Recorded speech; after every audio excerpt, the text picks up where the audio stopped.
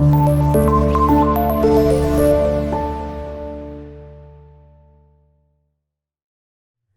اللہ الرحمن الرحیم۔ شروع اللہ کے نام سے جو بڑا مہربان نہایت رحم کرنے والا ہے۔ اردو 11ویں جماعت کے ساتھ میں ہوں آپ کا معلم محمد اسامہ انس۔ اچھا بچوں، آج کا جو ہمارا پہلا لیکچر ہے سبق نمبر 1 حمد، ٹھیک ہے۔ تو سب سے پہلے ہم نے یہ دیکھنا کہ حمد کسے کہتے ہیں، ٹھیک ہے۔ حمد جو ہے یہ عربی زبان کا لفظ ہے جس کا لغت کے اندر جو معنی ہے تعریف کرنا، ٹھیک ہے۔ عربی زبان کا لفظ جو حامدہ یحمدو حمدن سے نکلا ہے، جس کا لغت کے اندر جو معنی ہے وہ تعریف کرنا ہے۔ اصطلاح کے اندر اگر ہم اس کی تعریف کریں گے تو اصطلاحی تعریف اس کی ہوگی کہ ایسی نظم جس میں اللہ تعالیٰ کی تعریف کو بیان کیا جائے اسے حمد کہتے ہیں۔ یہ آپ نے بات یاد کرنی ہے، لکھنی ہے، اس کو ذہن نشین کر لیں کہ جب بھی پیپر میں سوال آئے کہ ہم جو ہے آپ نے تشریح میں لکھنی، کیونکہ اس کا الگ سے مختصر سوال نہیں آتا ہے، ٹھیک ہے، کہ حمد کسے کہتے یہ نہیں آئے گا، لیکن آپ کو پتہ ہونا چاہیے کہ ایسی نظم جس میں اللہ تعالیٰ کی تعریف کو بیان کیا جائے اسے حمد کہتے ہیں، اور جس میں نبی پاک صلی اللہ علیہ وسلم کی تعریف کو بیان کیا جائے اسے نعت کہتے ہیں۔ تو اس کے بعد جو ہے یہ حمد جو ہے آپ کے سلیبس میں جو پہلا سبق ہے یہ شامل ہے حفیظ تائب کی۔ حفیظ تائب کے جو ہے وہ مختصر اس کا تعارف دیکھ لیں۔ نام ہے اس کا حفیظ تائب، اصل نام ہے اس کا عبدالحفیظ۔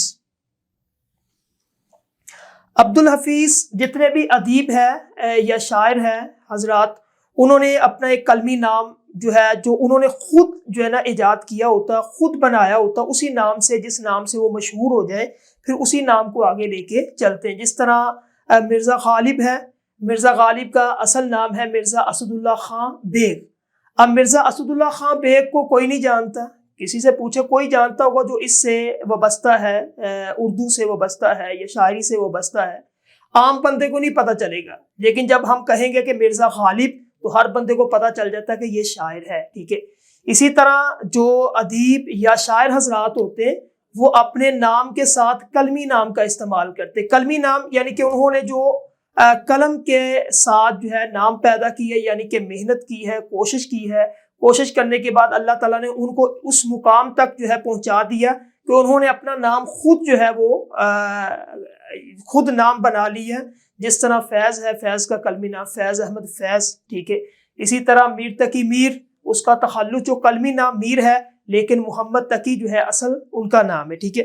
اسی طرح حفیظ تائب، اصل نام ہے عبدالحفیظ، اور اس کے بعد پیدائش اس کی 14 فروری 1931 میں، وفات ہے 13 جون 2004، اور پیشہ یعنی کہ کیا کام کرتے تھے، درس و تدریس کا کام انہوں نے کیا، یعنی کہ عالم یہ استاد تھے، ٹھیک ہے۔ اس کے بعد پڑھنے پڑھانے کا یہ کام تھا ان کا۔ اور تصانیف اس کی اردو مجموعہ نعت کلیات حفیظ تائب، اس کے علاوہ بھی صلو علیہ و آلہ، یہ بھی ان کی کتاب ہے، ٹھیک ہے۔ تو اس کے علاوہ جو ہے حفیظ تائب ایک عہد ساز نعت گو شاعر ہے، یعنی کہ حفیظ تائب کا شمار نعت گو میں زیادہ استعمال ہوتا ہے، کیونکہ ان کا شمار ان میں کیا جاتا ہے جنہوں نے پاکستان کے اندر نعت کو فروغ دینے کے لیے، نعت گوئی کو فروغ دینے کے لیے اہم کردار ادا کیا، ٹھیک ہے۔ تو آئیے سب سے پہلے اس کا جو ہے وہ ابھی تعارف کیا ہے، پہلے شعر کی طرف آتے ہیں۔ سب سے پہلا شعر ہے بچے، کس کا نظام رہنما ہے افق افق، کس کا دوام گونج رہا ہے افق افق، ٹھیک ہے۔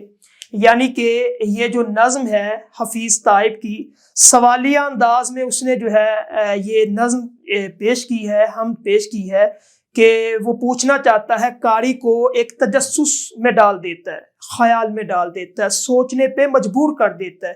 یہ ایک اچھے شاعر کی خوبی ہوتی ہے، ٹھیک ہے۔ اب حفیظ تائب ہے، حفیظ تائب نے اس پوری نظم کے اندر، حمد کے اندر، مطلع سے لے کے مقطع تک، یعنی کہ پہلے شعر سے لے کے آخری شعر تک اس نے ہمیں خیال یعنی کہ سوچنے پہ قاری کو مجبور کیا ہے، اور سوالیہ انداز میں پوری جو ہے وہ حمد اس نے کہی ہے۔ کہتا ہے کس کا نظام، کس کا نظام، ٹھیک ہے۔ سوالیہ جو ہے وہ نشان ہے، سوالیہ جو ہے وہ انداز ہے، طرز تخاطب جو ہے وہ سوالی ہے، ٹھیک ہے. کس کا نظام رہنما ہے افق افق، ٹھیک ہے. کس کا دوام گونج رہا ہے افق افق. اب اس میں سب سے پہلے مشکل الفاظ کے معنی دیکھ لیں. کس کا نظام، نظام کا معنی جو ہے وہ ترتیب، بندوبست، ٹھیک ہے. نظام یعنی کہ ترتیب لگانا، بندوبست کرنا، انتظام کرنا، ٹھیک ہے. دوسرا لفظ ہے رہنما. رہنما کا مطلب ہوتا ہے راستہ دکھانے والا، ٹھیک ہے. اس کے بعد تیسرا لفظ اس میں مشکل ہے افق. افق کا مطلب ہوتا ہے آسمان کا کنارہ، آسمان اور زمین کا کنارہ جو دکھائی نہیں دیتا ہے اس کو کہتے ہیں افق، ٹھیک ہے. اس کے بعد دوام ہے ہمیشگی، ابدیت. یہ چار جو ہے وہ الفاظ مشکل جس کا معنی آپ کے سامنے یہ رکھیں.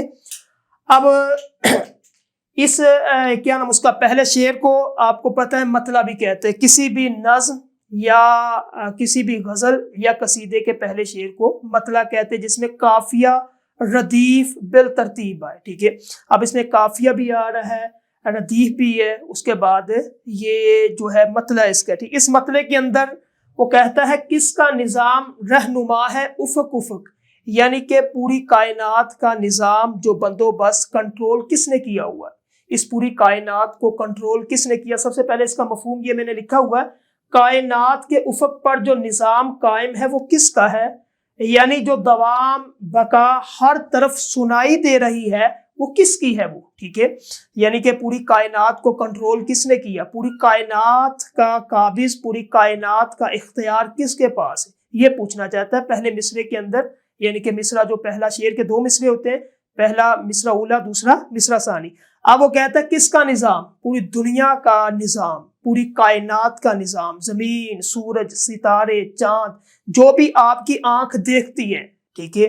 آپ جس کو دیکھتے ہیں کہتے ہیں کہ پوری کائنات کو کس نے مرتب کی ہے، اس کا انتظام کس نے سنبھالا، کون ہے اس کا مالک، ٹھیک ہے.